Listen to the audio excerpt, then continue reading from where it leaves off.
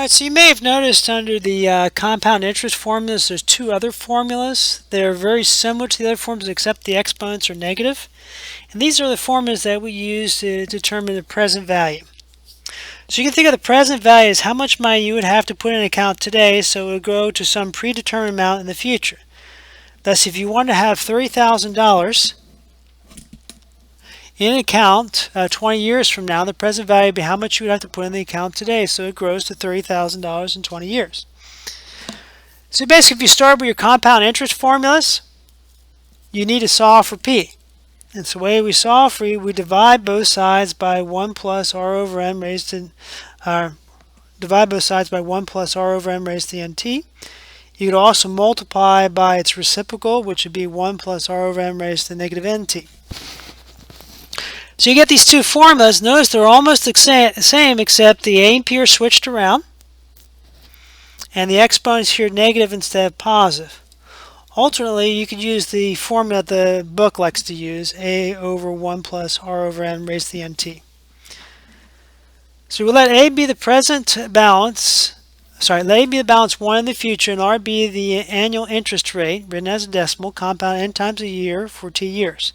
Then the present value of the account is p equals a times 1 plus r over n raised to negative nt, or again, you can use the alternate formula that the book likes to use. So let's take a look at problem number 6.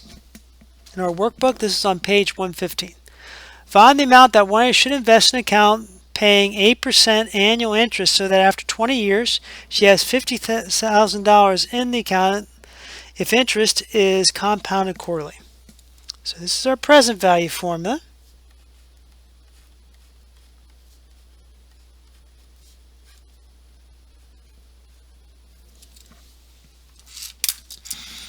So it kind of works the same way, except I'm going to be putting 50,000 here. 1 plus, our R here is 0.08. Now it's compounded quarterly, so N still 4. Now the difference though here is my exponent's negative. I need to remember that negative when we put it. We don't put a subtraction sign, we're going to have to use the negative key.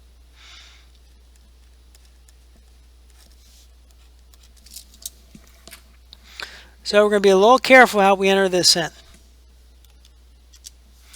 So I'm going to do 50,000, 1 plus, do our fraction key, 0.08 over 4, hit the right arrow key, close the parentheses. Now, when I do my caret key, here's where we need to be careful.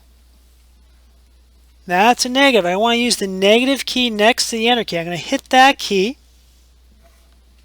and type in 4 parentheses 20. Hit enter.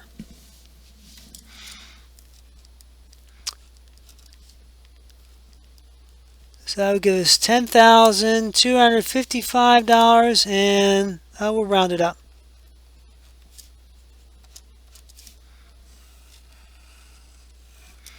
Sometimes in the textbook on these, they're going to ask you to round up. So even if they come out to 0.482, let's say instead of 6, you would, if they say round up to nearest cent, then you round up to the 49 cents. Likewise, if they say round up to the next dollar, instead of rounding that off at 10,255, we'd round that off to 10,256. Now, the last item in this section we need to talk about is calculating effective rates of return. When comparing several different accounts, it's useful to determine what is the equivalent interest rate would be if money was invested in an account paying simple interest for 1 year. This equivalent interest rate is known as an effective rate of return.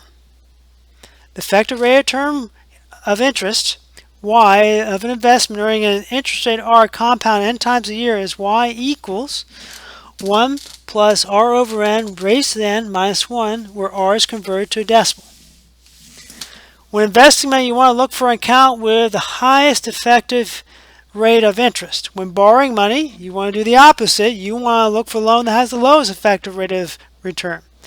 The effective rate of return in borrowing money is also called the annual percentage rate, or the APR. So let's turn to page 116.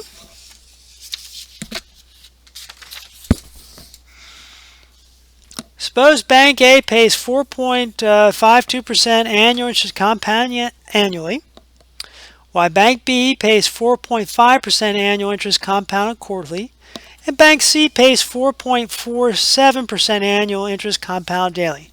Which one's the best deal? Well, for Bank A, we already know what the effective rate of return, because it's an interest is compounded annually. So that's already 4.52%. So we don't need to do any calculations on that one, because it's already annual. Let's take a look at Bank B. This is compounded quarterly. So here we're going to have to do a computation.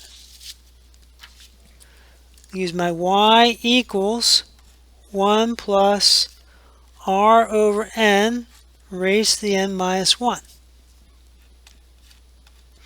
R here is 0.045. It's compounded quarterly, so n is 4.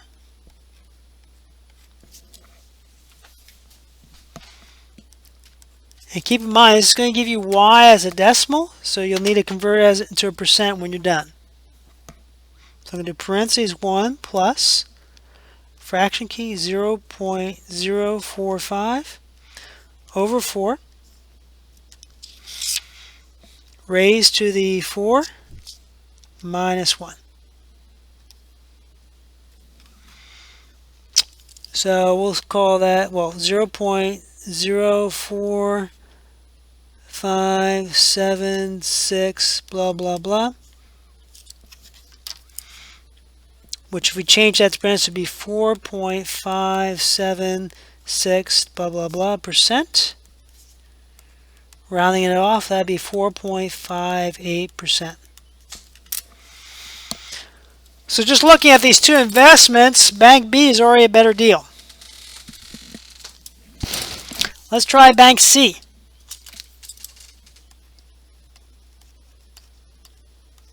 So again, I'm pulling out my formula, 1 plus r over n raised to the n minus 1.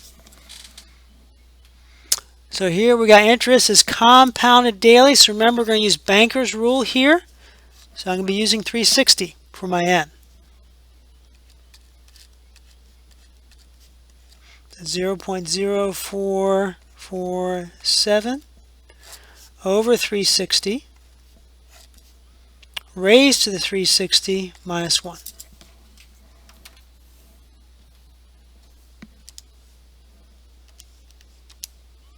So we'll go ahead and enter that in our calculator.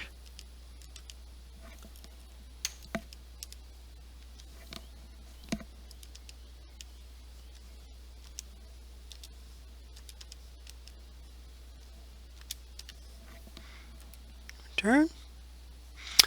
So 0.04571 blah blah blah.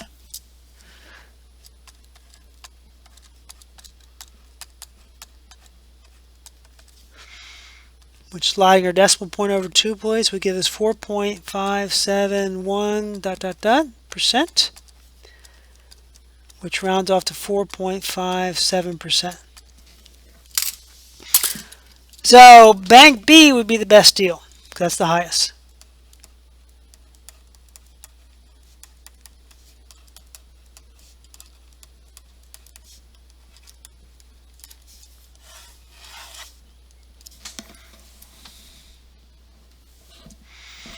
Again, you're looking at the three interest rates. Again, I would go with Bank B, because again, I'm putting money in, they're paying me interest. If this was a loan, then I would go with the lowest, which would be Bank A.